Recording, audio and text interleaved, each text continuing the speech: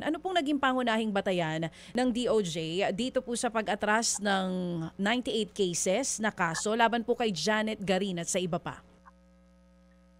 Maraming factors ang nagsuporta sa re-evaluation and re-examination ng Department of Justice ruling with respect to Deng Vaxia, DJ. Pangunahin doon ay yung kawalan ng direct causal relationship between the so-called vaccination at saka yung unfortunate deaths of the children. Dahil ayon sa lahat ng mga scientific evidence na sinabmite, para magkaroon ng koneksyon yung isang vaccination, yan ay dapat magresulta ng pagkamatay within 8 days from the last vaccination.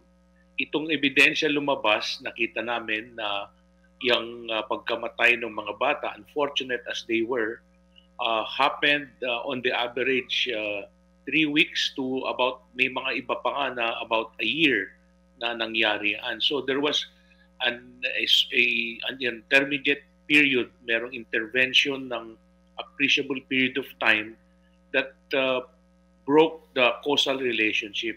Sa batas kasi natin, sa criminal procedure, lahat ng criminal cases dapat may cause-effect relationship, be it a criminal negligence or intentional acts.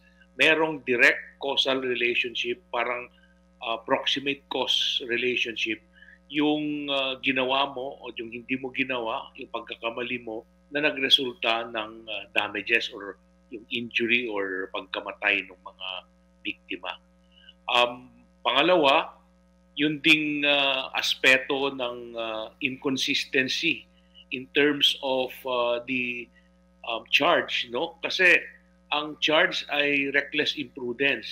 Ito ay yung kawalan ng precaution, inexcusable under the circumstances, at hindi ka nagkaroon ng care and prudence with respect to your actions.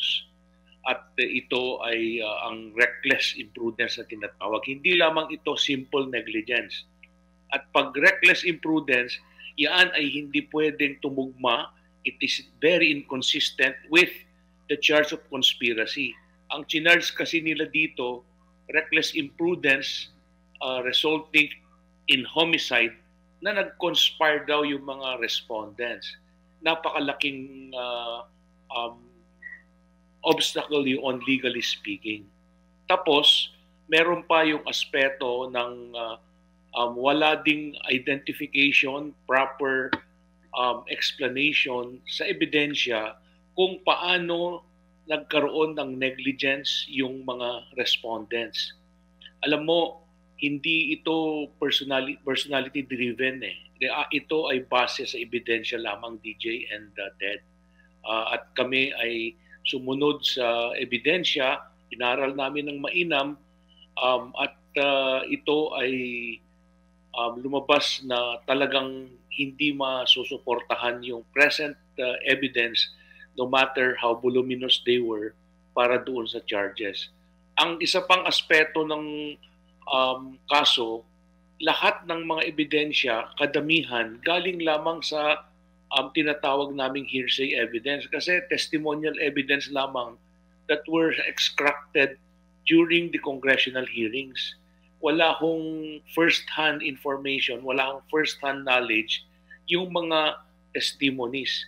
And at the same time, yung scientific evidence na nagsusuporta niyaan, meron ding corresponding contrary scientific evidence sa kabila, which now points to the fact na hindi clear yung basis kung sakasakali mang magsampa tayo ng kaso. Alam nyo, napakahirap ko yung naging sitwasyon ng DOJ dyan, kasi alam mo din naman namin na may mga pamilya na nagdurusa dahil sa unfortunate deaths ng mga bata. Kaso nga lang, it was at that time a public health issue. There was a pandemic of dengue, kaya kinakailangang umaksyon yung gobyerno natin para magampanan ang obligasyon nila.